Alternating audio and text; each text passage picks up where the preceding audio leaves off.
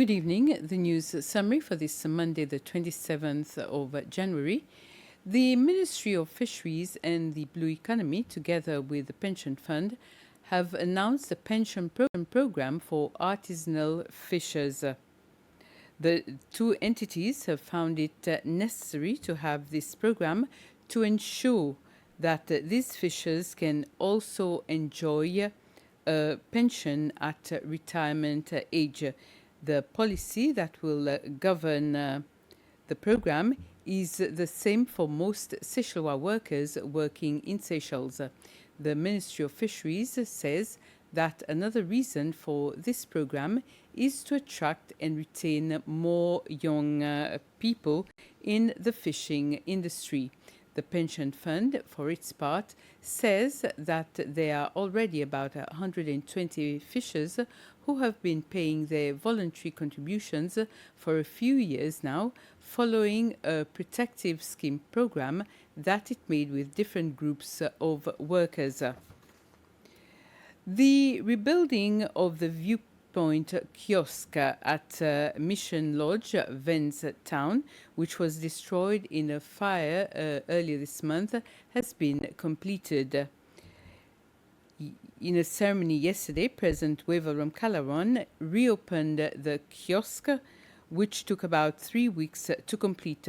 The reconstruction work was carried out by the construction company Laxmanbai and was financed by the security company Pilgrims.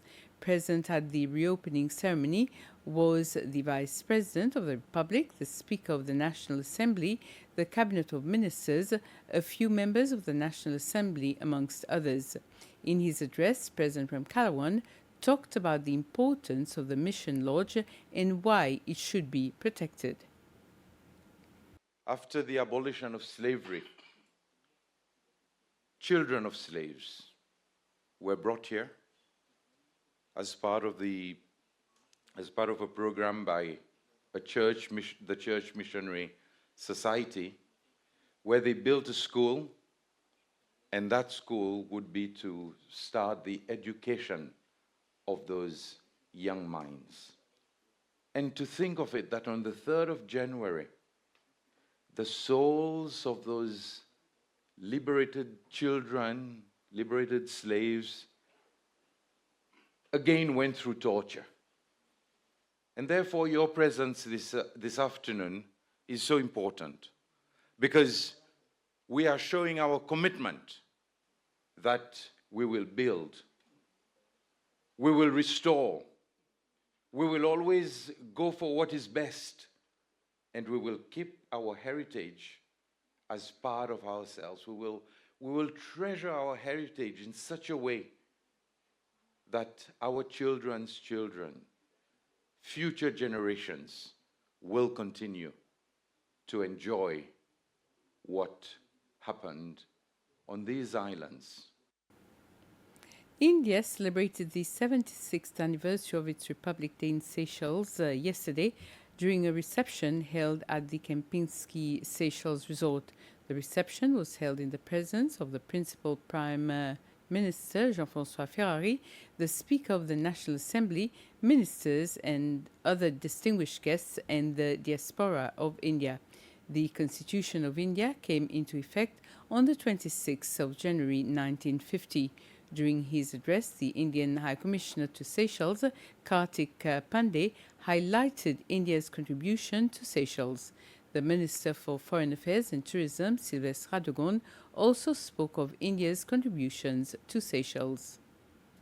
In 2024, the supply of buses under a USD 10 million Indian line of credit to the Seychelles Public Transport Corporation was successfully completed. In the field of capacity building, 56 Seychellois from various sectors received training in India under the ITEC program in courses ranging from 1 week to 1 year. 5 empty solar cold storage facility was commissioned in Prala for the benefits of local farmers. And projects under the Quad Climate Initiative are under active consideration. The vessel PS Zoroaster took part in the Milan International multinational exercise. The vessel also underwent a successful refit in India, costing $3 million, but done on a gratis basis for a close friendly partner. The 10th edition of the joint India-Seychelles military exercise, L'Amitié, was held in Victoria in March, increasing bilateral interoperability. India's contributions to Seychelles development are significant, from infrastructure projects to initiatives in education, health, and sport. In 2024, 29 Seychellois from the public service and 25 officers from the Seychelles Defense Forces benefited from various courses under the high-tech training program.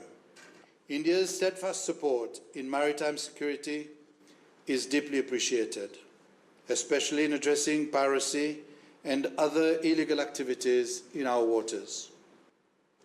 Through the high-level Joint Defense Coordination Committee, our defense and security cooperation continue to grow. And with this, we come to the end of this news summary. We'll be back at 8 with the news in Creole. Have a very pleasant evening.